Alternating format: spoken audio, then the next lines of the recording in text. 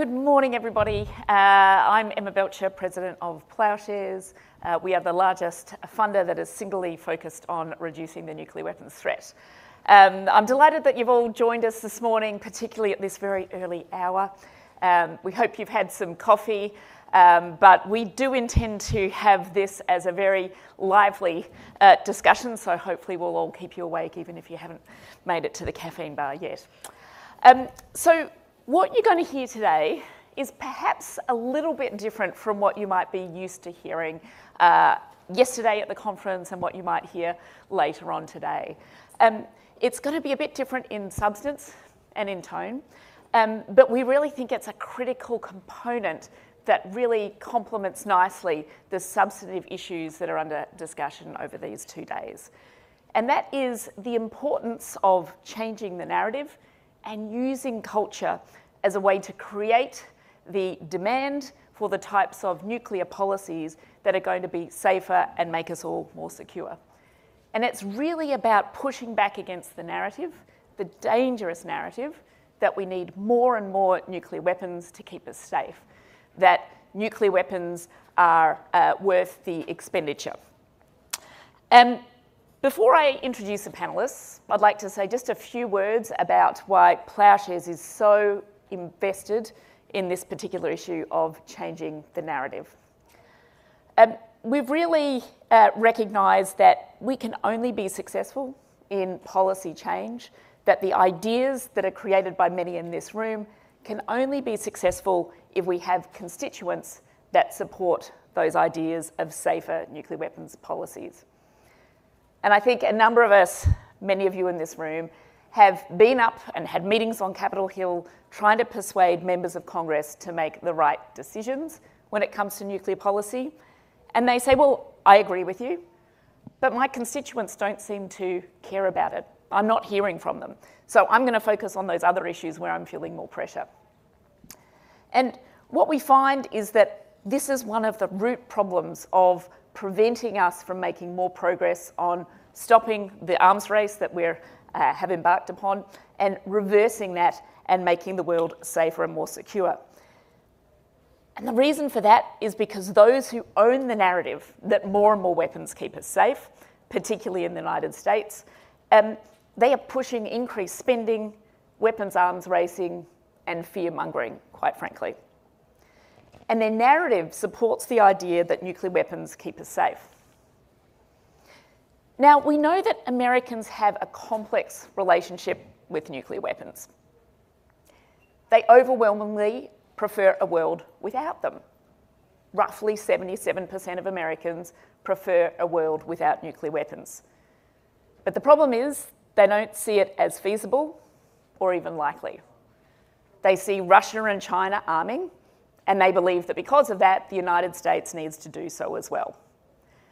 So they're seen as a necessary evil, and unfortunately, by a 5-to-1 margin, Americans say that nuclear weapons are an asset to our security. But the research that we've done finds that the public doesn't realise the urgency of the moment that we're in, how nuclear risks are arising, and how this affects them and could affect them personally.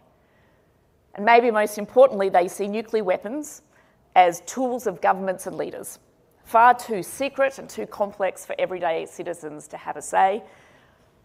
So they're tuned out. And they're not contacting members of Congress about this issue. But I'm here, and we're all here, because we actually think we can win on this issue. It's critical that from Ploughshares' perspective, we're investing in this work because shaping public understanding and political will around nuclear threats is critical for long-term change. By collaborating with our partners, many in this room, on narrative strategies, we can shift the conversation from technical jargon that's quite frankly inaccessible to human impact, making the issue urgent, accessible, and actionable for broader audiences. We do think we can win this argument because we know the public is thirsty and hungry for solutions that prioritise safety and common sense, and we're equipping trusted messengers with tools to meet that moment. So Ploughshares and NTI just released a new narrative guide that was developed with field input and nationwide focus groups. The guide offers concrete strategies to counter this state of play.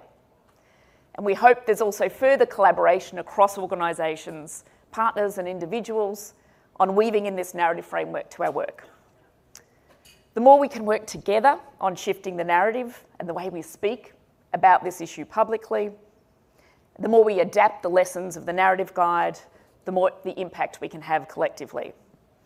So we encourage those who are heads of organisations to use the narrative, empower your staff with the tools in the narrative guide to imbue through their work, and use the checklists that we've provided as a way to cross-check materials that your team's producing and ensure that those from across your organisation and from communications to policy staff had these resources accessible to them. And in fact, everyone can leave here today with a takeaway, a tangible takeaway. You can pick up a brochure and narrative checklist from our partners at NTI. I believe they're out in the lobby area. And these are easy resources to pin up on your desk and have on hand when you're writing anything from an external message to your subscriber base, a letter to mobilise grassroots groups. I know that I actually have one that I use in my public speaking. So let's get to the discussion. I'm joined today by three experts for what I think will be a terrific discussion, and they represent a range of angles on addressing this issue. First is Mac Hamilton, who's Program Director for Peace and Security at Rethink Media.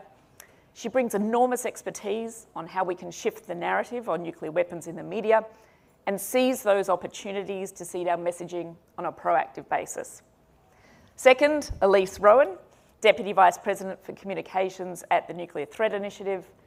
And Elise has been co-leading the work of NTI's Critical Mass project, which is designed to build critical mass of public support for nuclear risk reduction and disarmament using the levers of narrative change, cultural organising and campaigns. And then finally, we have Jason Rzepka, who is leading cultural strategist. And he's had fascinating experience shifting narratives and building cultural impacts at MTV, Everytown for Gun Safety, and on behalf of many other social causes.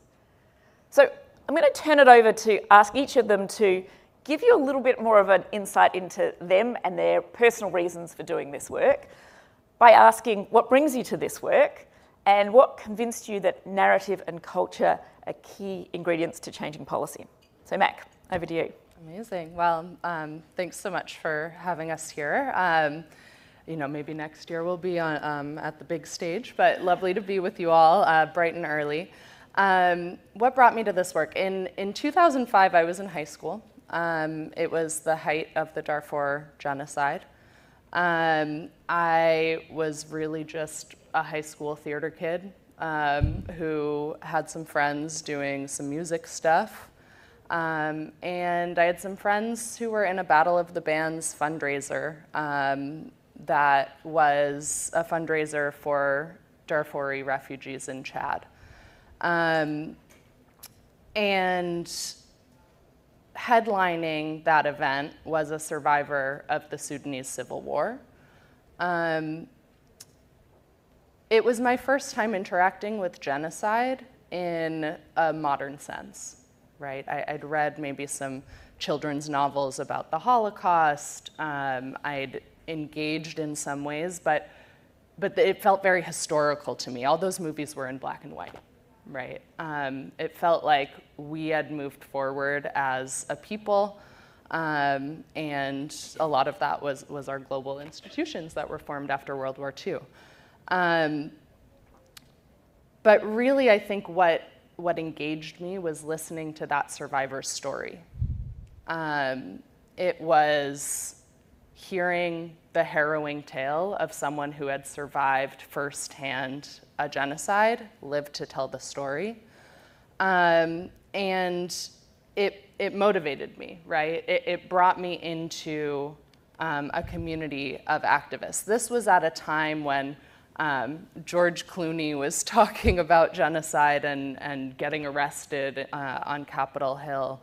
It was a time when I think MTV was actually quite involved. There was a student at Brown University who went over and was able to go with MTV. to go visit the refugee camps. All that to say, there was a community for me to join as a high schooler, right?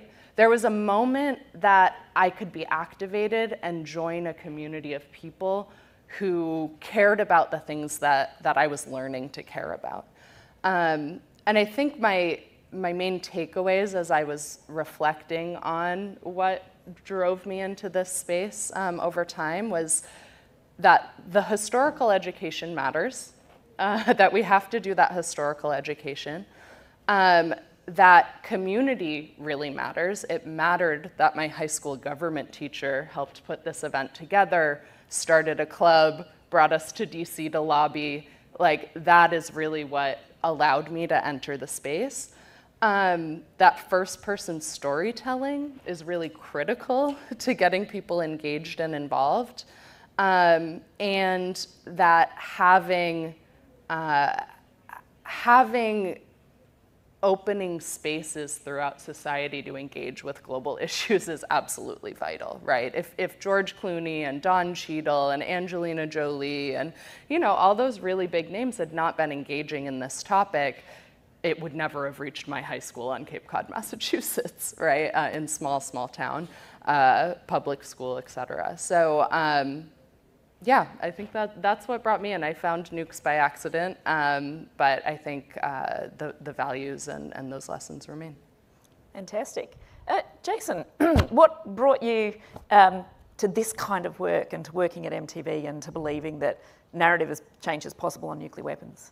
Well, this is uncanny, and we didn't coordinate this ahead of time, but Darfur was a catalytic event for me because I started my career as a communications professional. I thought I'd be a flack my whole life. I was good at placing stories, and I wound up at MTV, and all of a sudden, I'm there helping to publicize our efforts at MTVU to give a megaphone to college students to help end a genocide half a world away. And I didn't vote in the first 2 presidential elections that I could have. I'd never volunteered. I never donated any money. I would say, skeptical of activist appeals. Like, they never really landed for me, in part because of the messaging. Like, I remember in college seeing a guy outside the student union saying, "Join with me to end hunger." And I'd pass this guy all the time, and I'd be like, "You're not ending hunger. You and I together are not ending hunger. Hunger's part of the human condition." And it was just like the messaging didn't land for me until I was a part of something where these kids were using all these new tools at their disposal to really try and accelerate and have an impact on something happening a half a world away. And it was really at that time that I realized that there was a whole new way to approach activism. There was a whole new set of tools that we could put to work.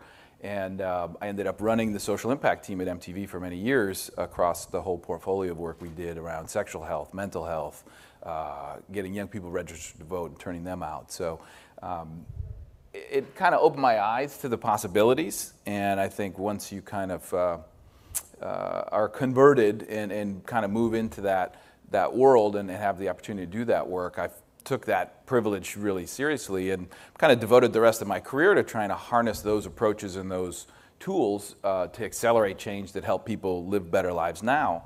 And after a long time at MTV, I decided that it felt like I was cheating because I had such a big megaphone, such a big platform. Anything I did there was going to be seen by a lot of people. And I made a conscious choice to leave and see how those tools would apply in a very different context. And I joined Everytown for Gun Safety a couple months after it was founded, when Mike Bloomberg stepped into the breach and said we need to do more to address this unique American epidemic of gun violence. And the charge there in the beginning was, can you get celebrities to tweet about this? Like, that was literally what they asked for. And I was like, yeah, and maybe we need a cultural strategy, because they had tried. I mean, this is an issue where a lot of the popular policy proposals poll at 90%. Right? 90% of Americans support, universal background checks, things like this. Put it on a ballot initiative, you get 47%. What's missing there? We weren't meeting people and engaging people through culture where they live their lives. Just waking them up every day saying, call your congressperson. You know, you can only do that so much. So this is where I really started to understand how you could use culture as a tool, as one of the main ways to engage people on issues inclusive of narrative change.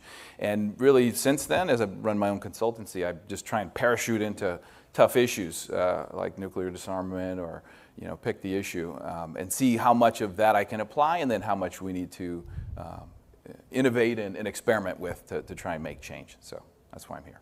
Terrific. Well, thanks for leaving MTV and parachuting into nuclear weapons. Elise, let me come to you. Was Darfur also something that activated you, or how did you come to the issue? It wasn't, actually. So I'll be honest. So I knew I wanted to be in this city. I wanted to be studying foreign policy, working on foreign policy. And when I was applying to graduate school, someone was like, you need a specific niche or angle. You can't just be like, I want to study foreign policy. So I subscribed to Foreign Affairs, and I read an article in 2008 called The Logic of Zero. And I was fascinated. I had never thought too deeply about nuclear weapons before, but just it seemed like such a worthy challenge to think about how we could go from a world where there were weapons that could destroy the planet, hundreds of times over, to working together in a community to do something big like that. So that was what I set my sights on. I came here, I was like, I can change it if I decide. I get there and I decide that's not what I want to do, but it turns out it was very much what I wanted to do. And so I did all the different internships around DC, the Hill, the State Department, think tanks. And I was in the field for a while, early career. It was like the Obama Prague speech days, like things were good. We were feeling good.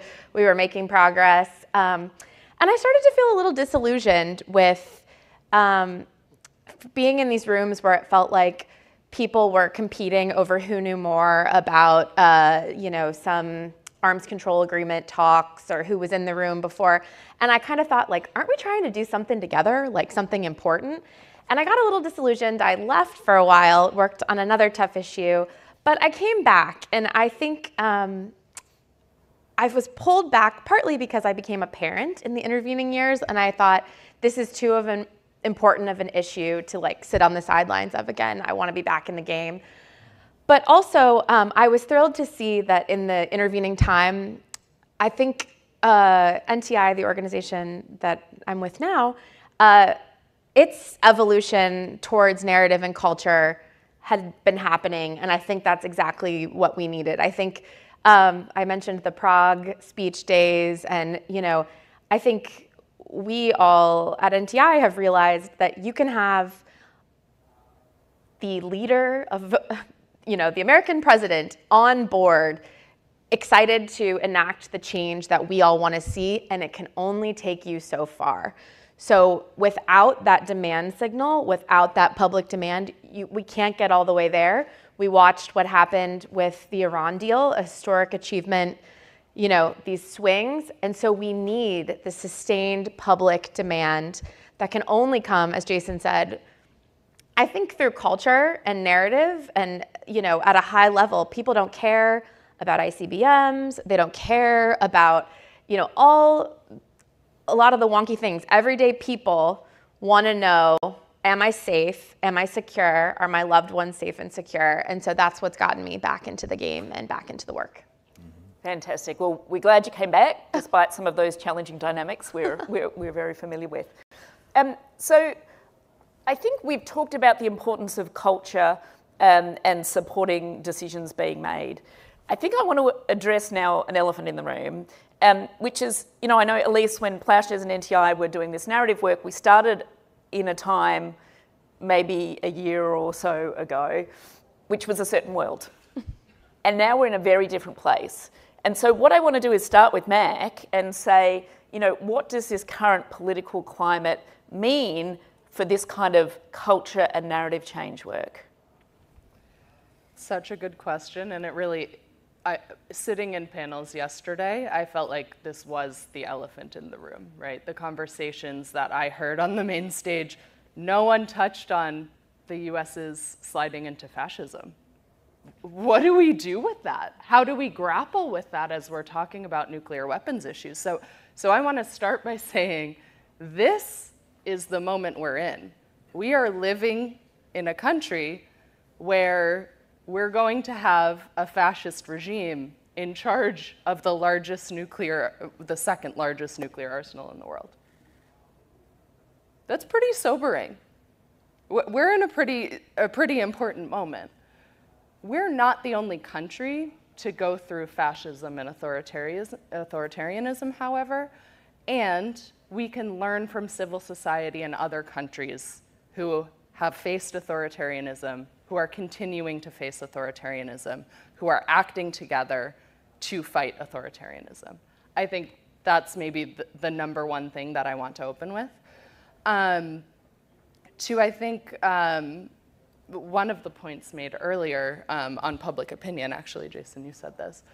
We know where public opinion is on nuclear weapons issues, and it hasn't actually moved policy super far in the direction that we want it to. We have a huge democracy gap, right? So as we're thinking about fascism and authoritarianism, I think we need to think about nuclear weapons as a major democracy issue, both domestically here in the United States, right?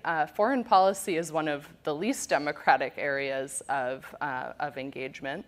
Although, I mean, we see in gun violence and other spaces that public opinion does not actually change policy. But it's also a global democracy question, right? I think what interests me the most about nuclear weapons is that we have the P5, the permanent 5 members of the Security Council, making policy for the rest of the world, right? The post-World War II order that many of us feel like is our only hold on stability has not been so good for most of the world, right? And that is because of nuclear weapons. So those are some of the concepts that I'm thinking about. The stakes feel really, really high. I think we know that in the next 4 years, there will be really high salience moments involving nuclear weapons. And I think the most important thing for us to do is for us to be ready for those high salience moments, for us to have ways for the public to tap in and engage when nuclear weapons are actually in the news and make these democracy connections. I don't know that we're going to wake up and overnight nuclear weapons are going to be the movement issue, but they certainly intersect with other movement issues, and I know we're going to get into that soon too. Terrific. Does anyone else have anything to add on the current moment? Just the one thing I'll say is just tying it back to the definition of culture, because like when I transitioned out of MTV, I started going to Policy Place, and what is culture? Like I had to be clear on that. So two really important definitions that I hold dear, and it ties back into this question, is the prevailing beliefs, values, and behaviors of a people at a point in time. The prevailing. There's a tug of war. There's a push and pull. Oftentimes oppositional values, beliefs, and behaviors. Some set of those prevail. That's our culture at that moment in time. So that's what we're in right now, is a push and pull, a tug of war around different worldviews. And typically, the winner is the side that tells a better story. And that's not talking points, and that's not statistics. That's telling a better story, because that's how people understand the world around them. So I think that's the moment we're in, and I think the onus is on whatever side you identify on to tell a better story, because that's often what prevails. So Jason, let me push on that a little and ask you, what are those audiences that we need to reach, and how do we reach them? What do we do to reach them and organize them at this point in time? Well, the interns in this room have forgotten more about nuclear disarmament than I'll ever know, so I wouldn't push me on audiences. I think you've got an incredible resource here to go there. I think it's really getting clear, though, on the theory of change. Is like these audiences need to be moved here to achieve this outcome. One of the things that I struggle with on this issue in terms of public engagement is the agency question, because it does come back to these like 9 dudes who hold all this power. And I know it's not sole authority everywhere, but ultimately there's 9 people in this world who have a disproportionate amount of power, and you can't trick people into giving them agency. Like there has to be a clear connection between if I do X, then Y happens. And different issues approach it in different ways, and that's not to be fatalistic about it. I'm just saying, like, you have to be honest about it. So, but I would cede the floor on the key audience question. So let's go to Elise. Sure. Key audiences. Sure. I think, and this actually ties back to the last question as well, is so our research has found that, so I want to echo, I think, what Emma said at the beginning, which is we can reach a supermajority of Americans. Like, the supermajority of Americans are with us from a values perspective, from a core values about what this issue is about and what they believe. And our research shows, and so I want to be clear that we're not trying to boil the ocean and like reach every single person. So we classify we have kind of a base. We use the psychographic model where there are we classify people into 4 different buckets. And there's like the don't tread on me's, there's the people power, which is sort of the natural base of people who believe in social justice and progressive ideas. Then there's if you say so, people a little like skeptical, tough, kind of questioning authority, but generally believe that they should have the right to make their own choices in their lives. And the tough cookies, these are like rule followers, older women, kind of like there's a, church going, there's a religious component. And so when we've done our research, we've identified that there are 5 core values that this movement is associated with, that is like in the DNA of nuclear risk reduction and disarmament, that connects with those people. And so those are courage, optimism, to believe a better world is possible, agency, the power to control your own destiny, sustainability, focus on a future and the health and sustainability and well-being of the planet, and security, the ability to be safe from the threat of harm. And so when we think about who we need to mobilize, we have kind of the narrative guide that Emma mentioned is specifically targeted to reach those people. And there's different messages, even at a message level, that we've gone and said, okay, well, this democracy argument on, as Jason mentioned, sole authority, that ties directly to democracy and the democracy community. And that works best with this segment, et cetera. So I think I also want to mention, just when we think about the change we want to see, young people are living with a nuclear arsenal that they did not ask for, that they are left with. The modernization decisions that are being made right now will have consequences for, in some cases, their grandchildren. And so when we think about who we need to, I feel like in some ways that's not a very unique answer, but who we need to reach and organize, I think, especially because young people weren't involved in duck and cover, et cetera, figuring out how to connect to this new generation, make it salient. And I am very compassionate knowing that Gen Z has lived through crisis after crisis, and there are a lot of things to be worried about these days. But I do believe that we can re-engage that critical population through culture. Fantastic. I'm going to just come to Jason on that particular thing and then come back to Mac. Jason, how do we make nuclear weapons more relevant to people's lives? Elise has sort of articulated the different groups of people that we'd be trying to move. Please go and take a copy of the NTI report. The executive summary as well outlines this very clearly. But Jason, how do you make this more relevant to people's lives? How do we make it connect with issues that people care about?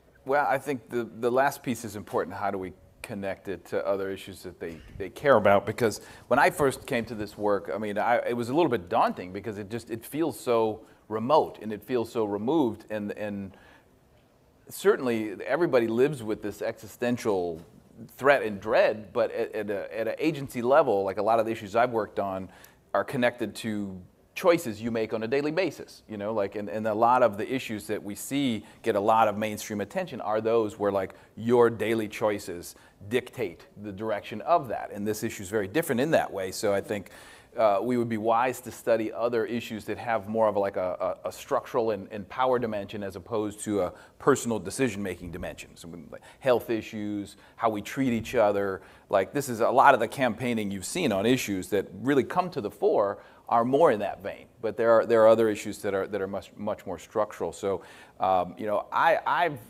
really been compelled by the kind of economic argument is when people see and realize how much money is being poured into this quietly, you know, behind the scenes, and all the other pressing needs that we have in the country. Like I've always found that, like for me personally, enraging, and like I've seen it from the work you guys have done when people learn that fact, like it charges them up. So, you know, I think at the core though, if we don't attack that 5 to 1, you know, 5 to 1 think it makes us safer, I don't know that you're going to get, you know, well, I don't know that you're ever going to get hundreds of thousands or millions of people in the street, but I think unless you attack that core foundational component, I think it gets really hard to do anything else. Like, so for me, that comes back to storytelling.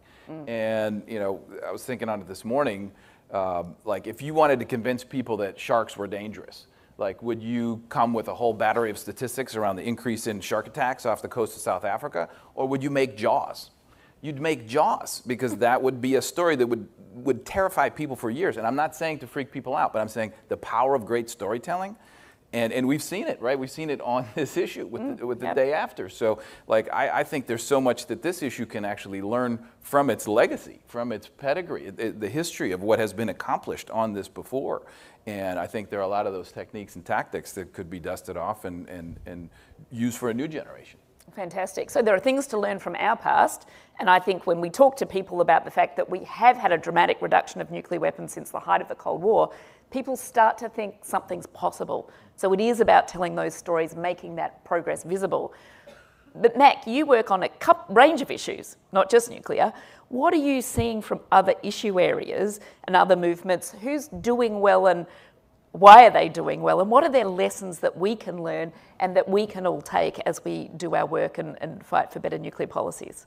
Absolutely, it's a great question. Some of the other spaces I work in, one of those spaces is the Palestine space, the Palestine solidarity space.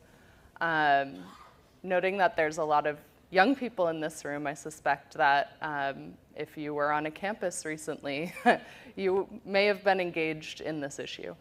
You know, I think something that I am thinking about is how important it is to see each other taking action visibly, right? Especially really if we're going back to this moment of fascism and authoritarianism, we're in a moment where people are afraid.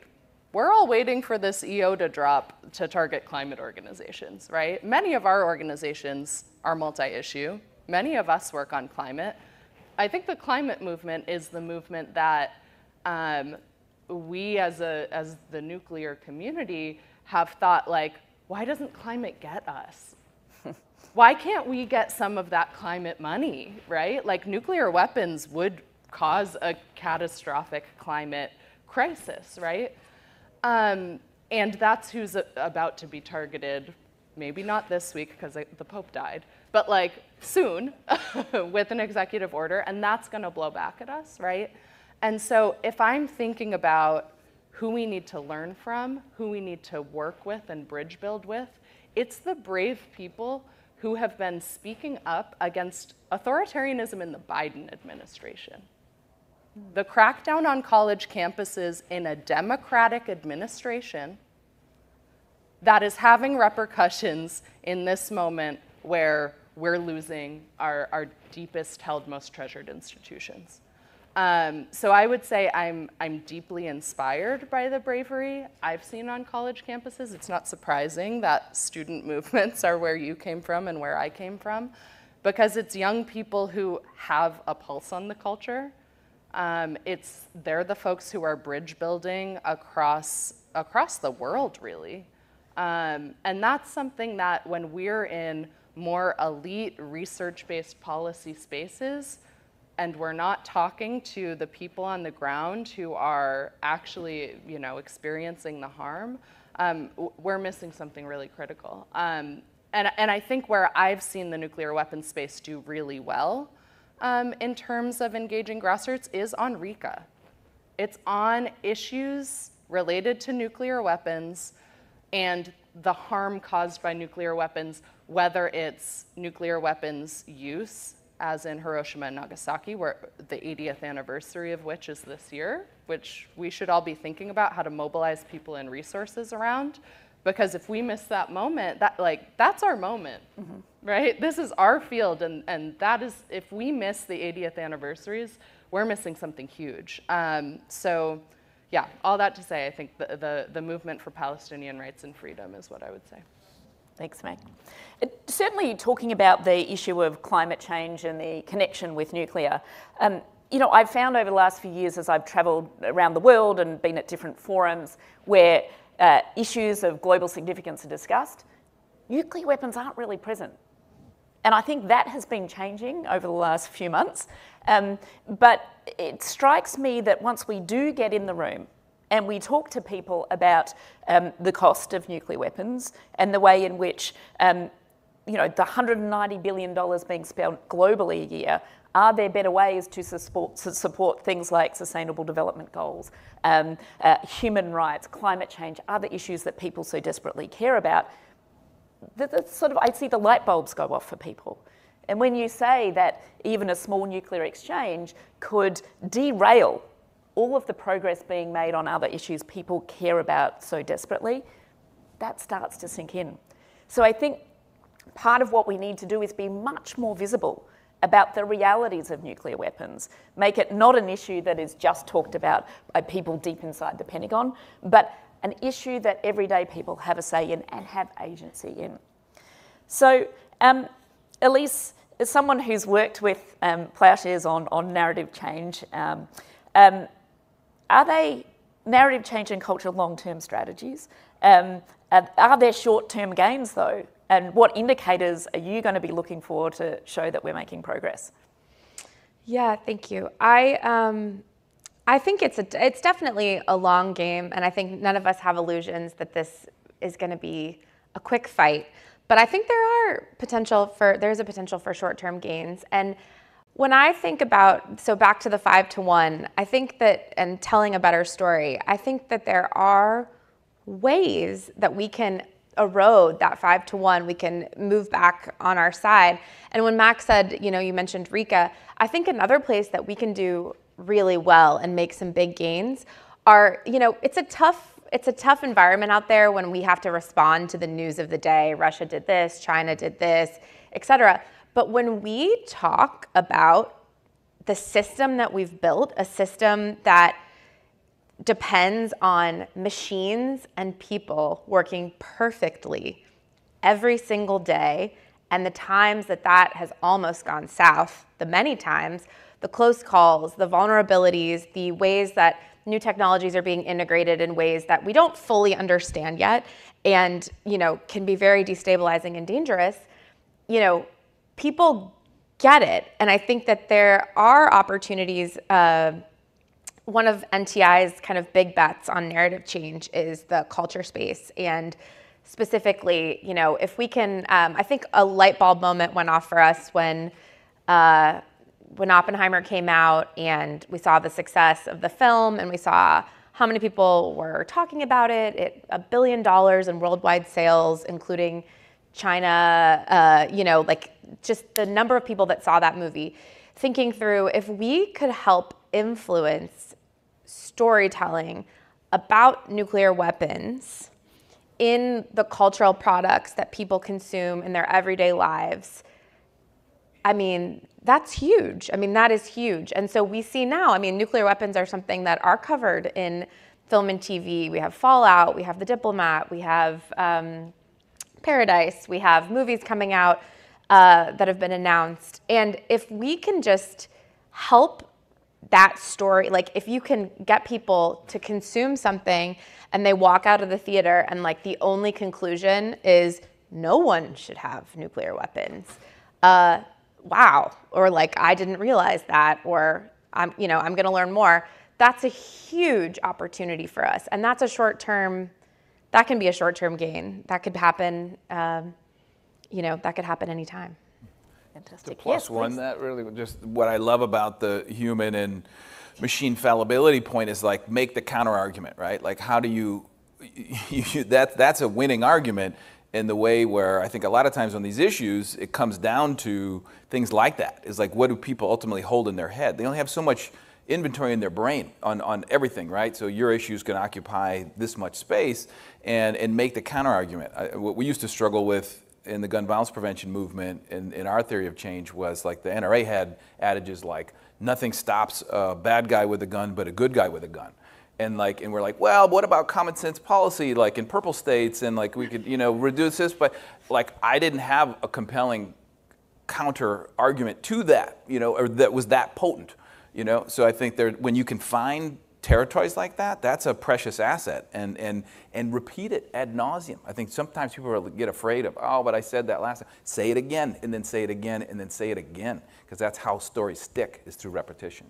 And I want to add just one thing too. I mentioned, we I think can erode that we can win on public opinion with stories of the system and close calls and things like that.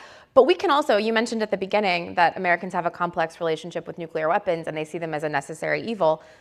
But also, one of the reasons that they have that view is because they think it's impossible to make change. They see it as unlikely. And so, when you change the story from, leaders in Russia and the United States signed treaties that reduced nuclear weapons. First of all, the fact that we reduced nuclear weapons by 80%, people are shocked. We stood in front of the Grove Mall with an installation around Oppenheimer Oscar weekend that said, "Make nukes history." And people kept coming up to us and going, "That'll never happen." And we were like, well, actually, we've reduced them by 80% already. And they're like, really? Wow. And I think when you change the story just from the US president and the Russian president to, well, 1 million people marched in Central Park in 1982. A film called The Day After, 100 million people saw it, and it changed the conversation. Ronald Reagan saw it. Support for an arms buildup went to from 61% to 16% in a matter of 3 years.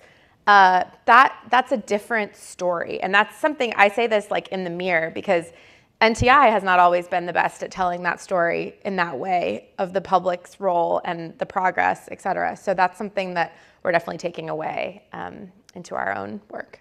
Fantastic. We're about to turn to audience for questions. So think of your questions, put your hand up, and we'll have the roving mic. But one final question, and any panelist can answer this. What is one nuclear story? I think you've given us one, Elise, from history.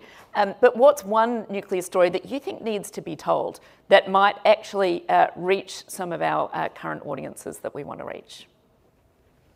Yeah, I might double down a little bit on Elise's point and just say telling the story of how the arsenals shrunk, I think is a really important story.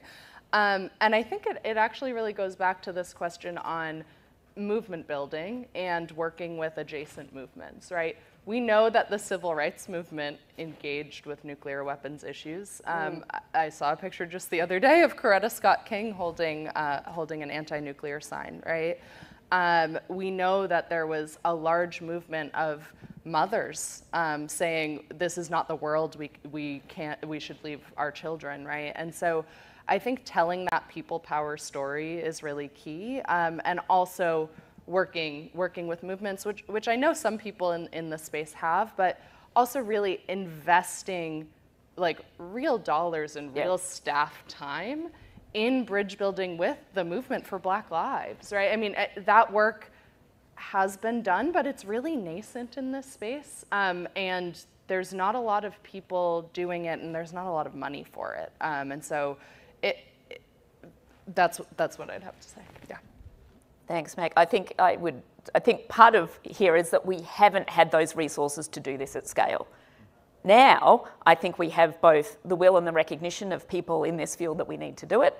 We have a narrative guide with tools which give people assistance on how to do it, along with a whole lot of other studies. And I think what we need to do is really give ourselves that chance and to be able to try and see if we can do this at scale. Develop an awareness raising campaign that is really well supported, that is well coordinated and worked on with colleagues in this room who have a like-minded view of what needs to be done. So that's maybe a somewhat of a pitch for what we need. Let's go to audience members. Yes, down here, Ali. Oh, just wait for the microphone so everyone else can hear you, Ali. Thank you. Hi, this is Ali Alkış from Turkey. And thank you for your insights. My question goes directly to Elise. It's about the Cranes for Our Future campaign. Every year I am joining and participating, and then every year I notice that there are more and more people are joining. So can you enlighten us about the impact that it's growing every year? Yes, and I will also say your contributions to the Cranes for Our Future campaign have been some of my favorites over the years. Your daughter is very cute. So yeah, and actually this is one of the stories that I think people need to hear is the inspiration for the Cranes for Our Future campaign takes place every year around the commemorations of the Hiroshima and Nagasaki bombings. And we ask people to, it's a social digital campaign where we ask people to post on social media a photo of themselves or a graphic, but with a paper crane and their message about why they want a world without nuclear weapons. And it's inspired by the story of Sadako Sasaki, who I'll just briefly say was a girl who survived the Hiroshima bombing and tried to fold 1,000 cranes from her hospital bed when she got sick with radiation 10 years later. And she did not live, but her story and her hope for peace and for a better world kind of lives on, and she's inspired the world and her classmates. So it does feel like something that is growing, and that's why we created it, to see, could we get people engaged and just in this, like, make it more visible that the 77% that people want a world without nuclear weapons, giving people that opportunity to hope for it, to dream about it, to put it out there, to say it, is really special, and it's been extremely meaningful, I think, for all of us at NTI and those who have participated. So thank you so much for your participation. Great. Another question down the back here. Thank you.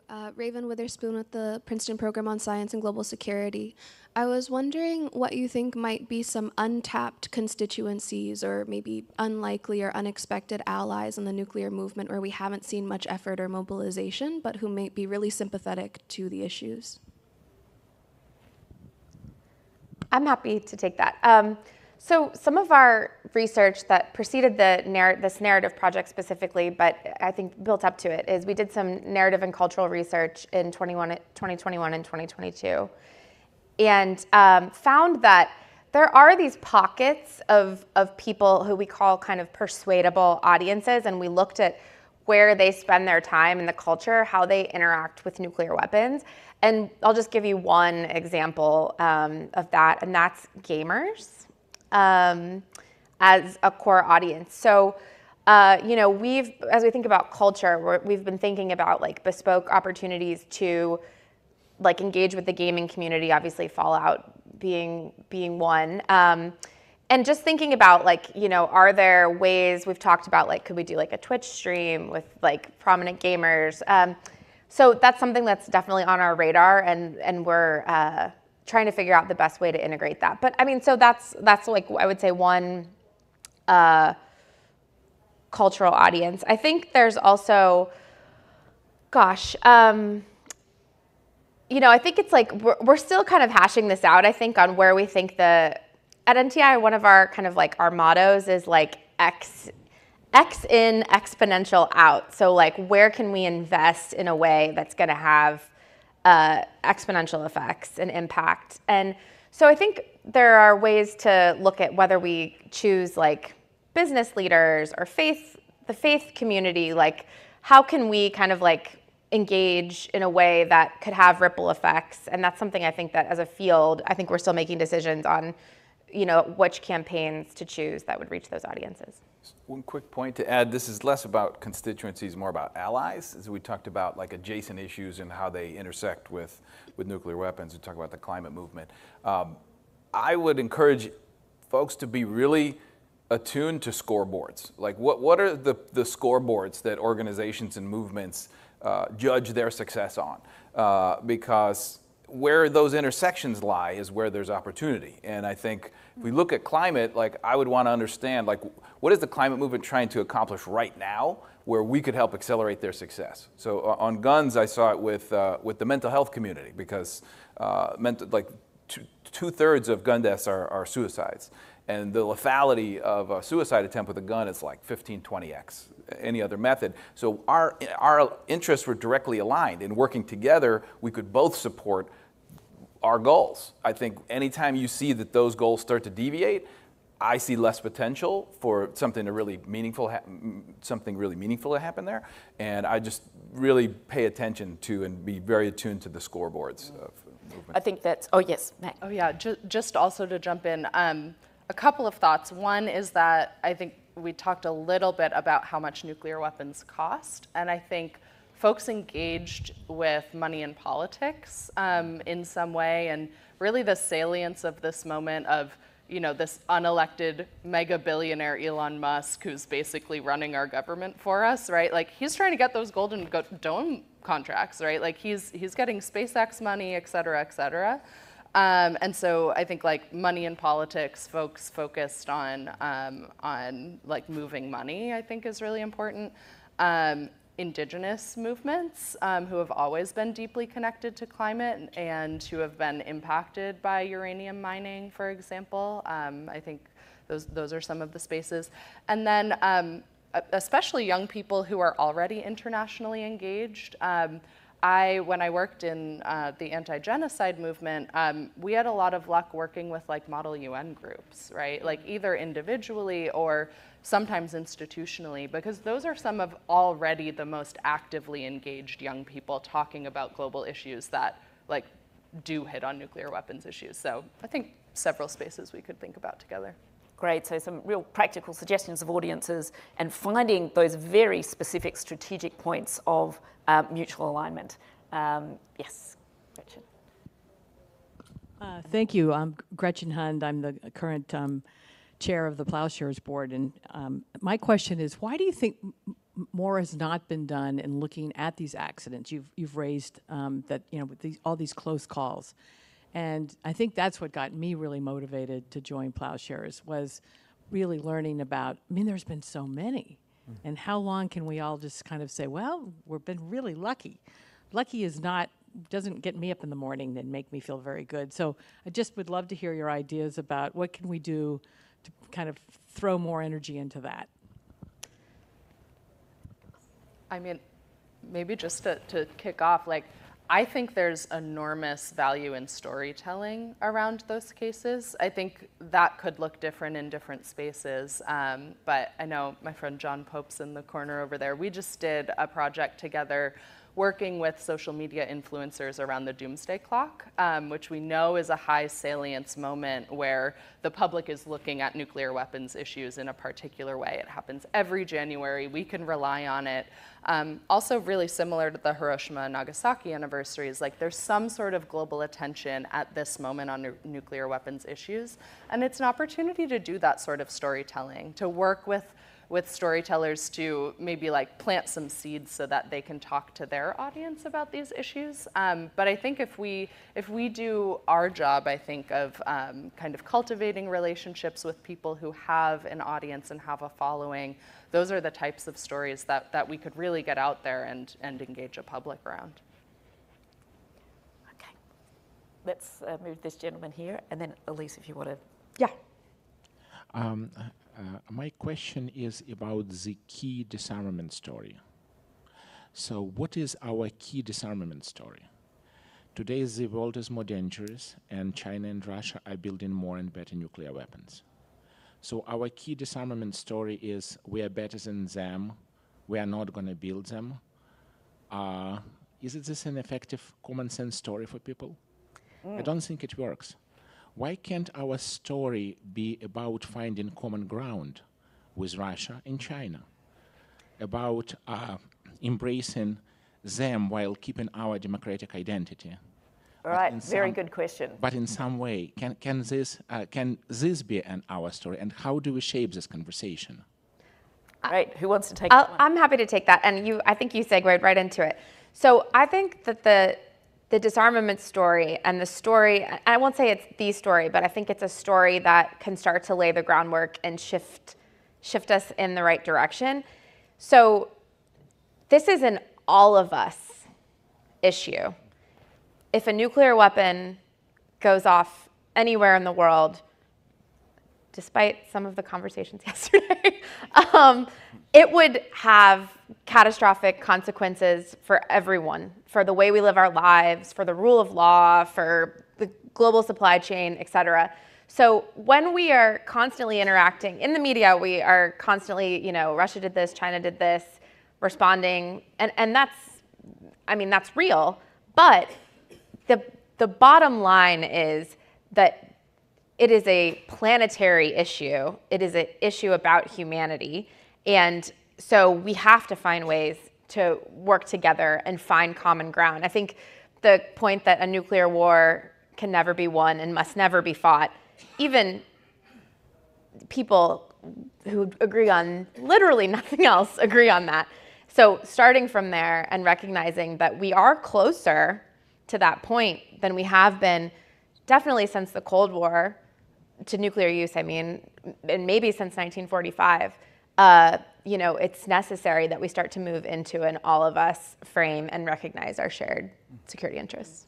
And I think you can toggle between an aspirational and a pragmatic. I think you can have an end game that could be very, very far off in the distance that is what you seek because there's no acceptable alternative.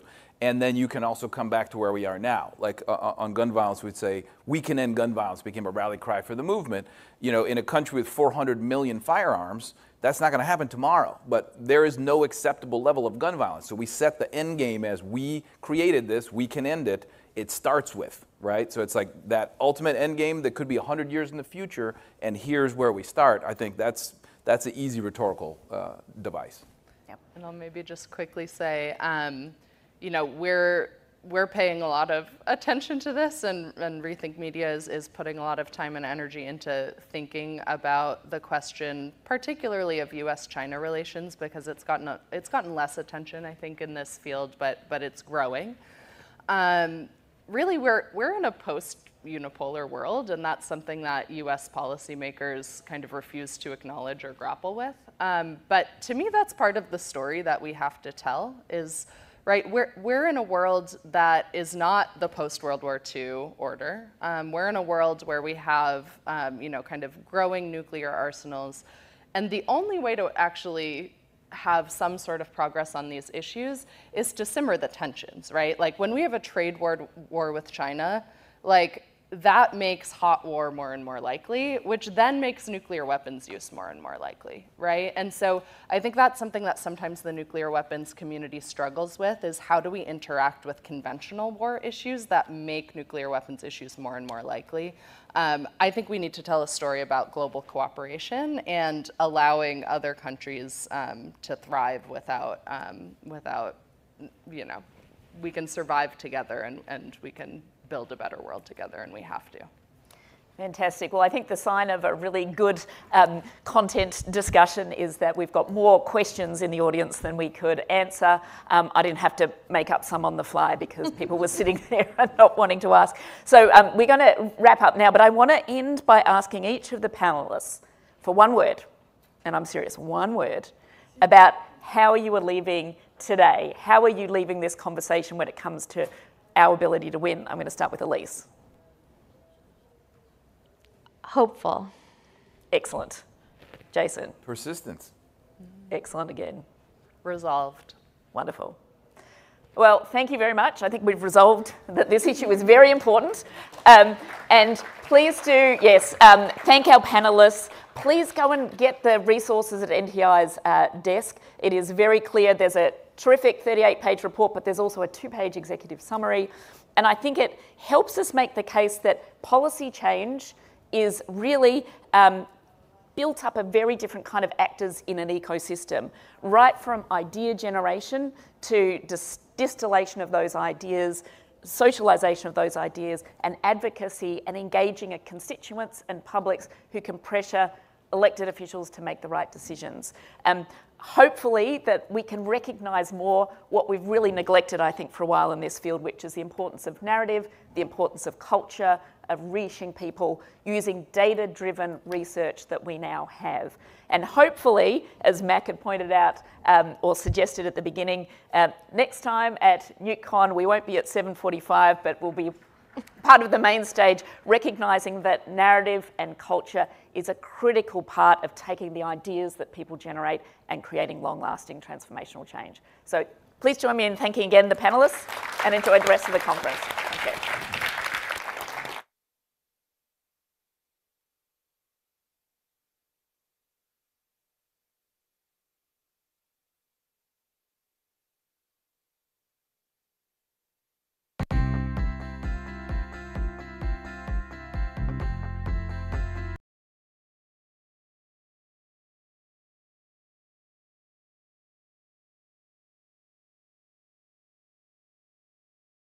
Governor Newsom is speaking right now after a federal judge ruled against the Trump administration, ordering Trump to return control of the National Guard to Newsom.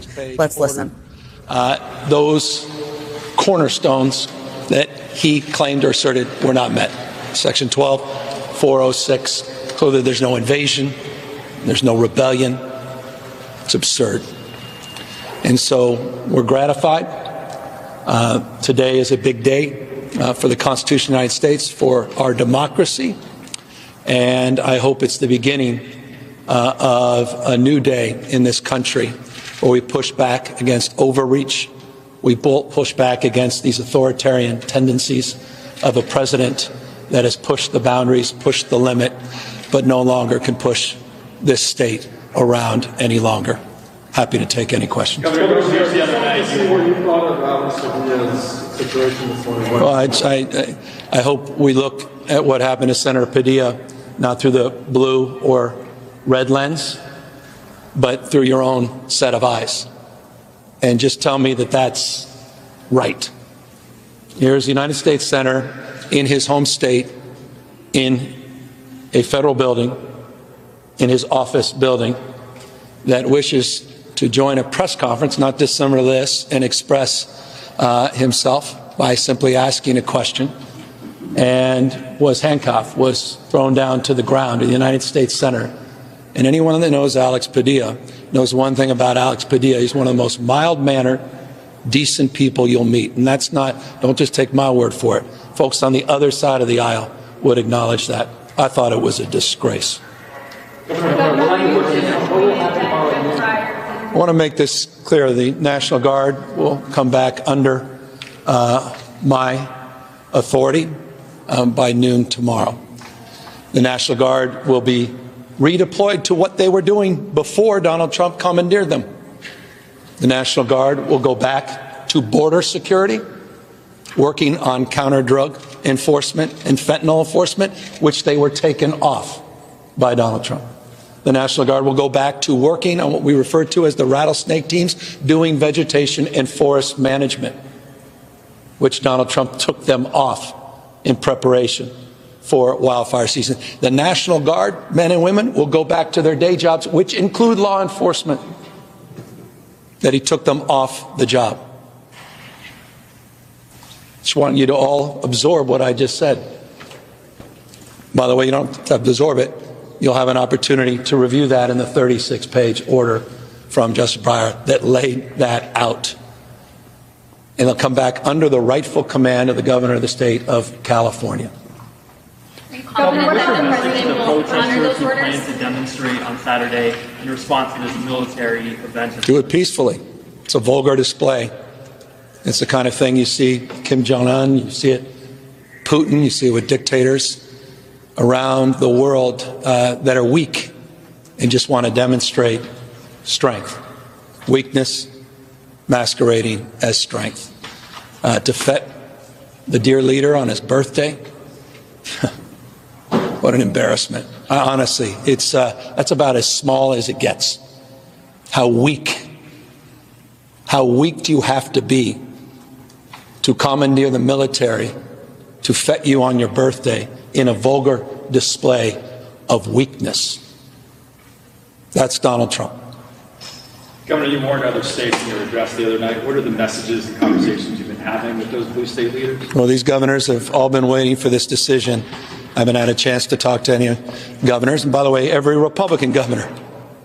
I remember one of them by the name of Kristi Noem, who just a few months ago was on there with one of the spokespeople for the Trump administration, Sean Hannity, and was going on and on and on about a rumor that somehow former President Biden was going to federalize her national troop. And she stood there talking about freedom and federalism, the 10th Amendment.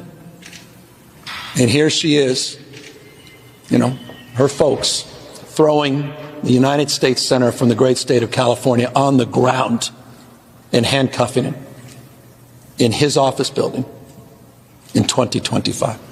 Governor, what about the Marines? Were you disappointed that Judge Breyer didn't address that issue? Is that something that you expect to develop? Well, there's been a lot of rhetoric from Pete Hegseth, that's his name, that they've quote unquote been deployed, but it doesn't appear they have been. But they were making you believe that. And so I think the judge was waiting for the evidence that they actually have been deployed into Los Angeles, which they appear not to be. Of course, they're not coordinating with anybody on this. So he's just waiting for that evidence. Obviously, they moved to another location for training exercises.